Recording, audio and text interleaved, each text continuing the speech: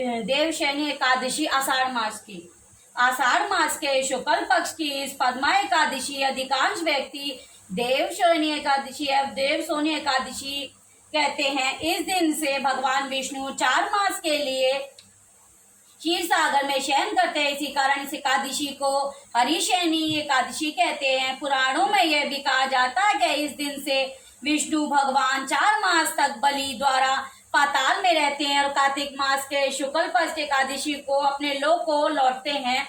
इन 4 महीनों में भगवान विष्णु के क्षीर सागर में शयन अथवा पाताल में निवास करने वालों के कारण ही विवाह आदि में कोई भी शुभ कार्य नहीं होते। यद्यपि लगभग सभी एकादशियों को भगवान विष्णु की पूजा आराधना की जाती है, परंतु आज की रात्रि से तो भगवान का शयन प्रारंभ होता है। अंत उनकी विशेष विधि विधान से पूजा की जाती है। भगवान विष्णु की प्रतिमा को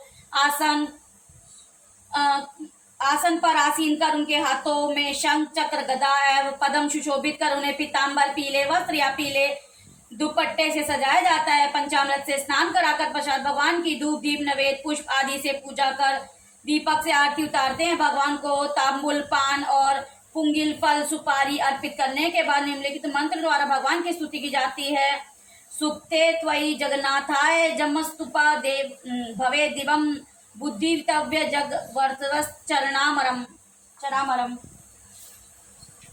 धर्मराज युधिष्ठिर बोले, हे भगवान, आषाढ़ मास शुक्ल पक्ष के एकादशी का क्या नाम है और उस दिन कौन से देवता की पूजा होती है तथा उसकी विधि क्या है, सो विस्तार पूर्वक कहिए। श्री कृष्ण भगवान बोले, हे राजन, एक समय नारद जी ने ब्रह्मा जी से यही प्रश्न पूछा था। तब ब्रह्मा जी बोले, नारद, तुमने कलयुगी जीवों के उद्धार के लिए सबसे उत्तम प्रश्न किया है, क्योंकि एकादशी का व्रत सब व्रतों में श्रेष्ठ है। इसके व्रत से समस्त पाप नष्ट हो जाते हैं। इस एकादशी का नाम पद्म है।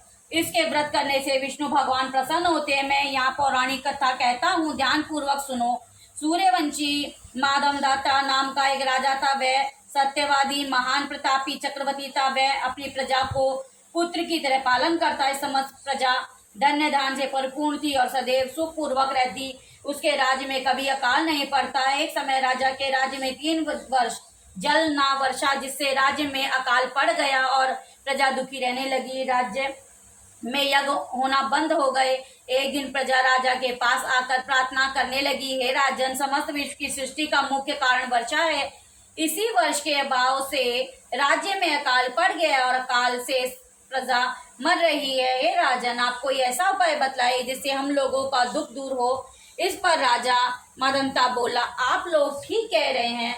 वर्षा के ना होने से आप लोग बहुत दुखी हैं। राजा के पापों के कारण प्रजा को दुख भोगना पड़ता है।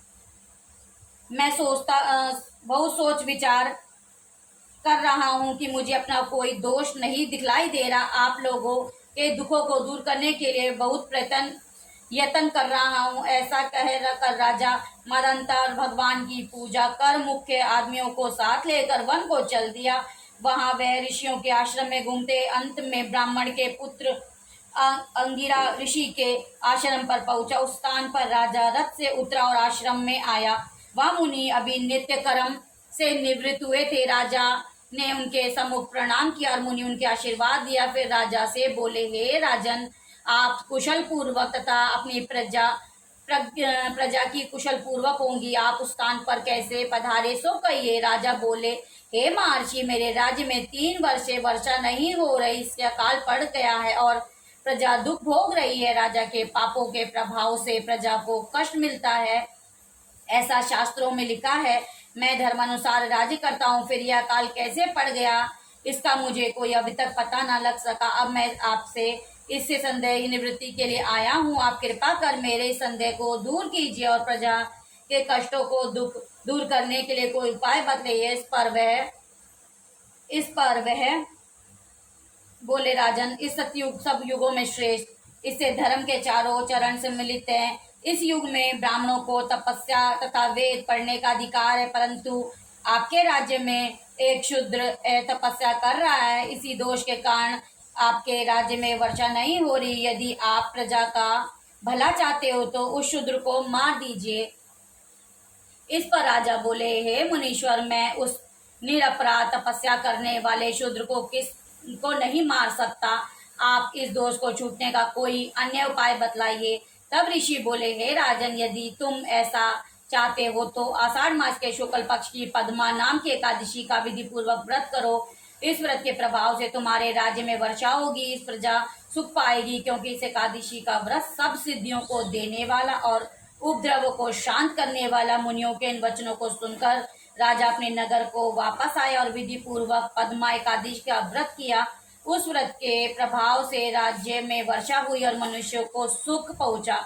इस एकादशी को देवशयनी एकादशी भी कहते हैं। इस व्रत के करने से विष्णु भगवान प्रसन्न होते हैं। श्री कृष्ण गोविंद हरे मुरारी, हे नाथी नारायण वासुदेव।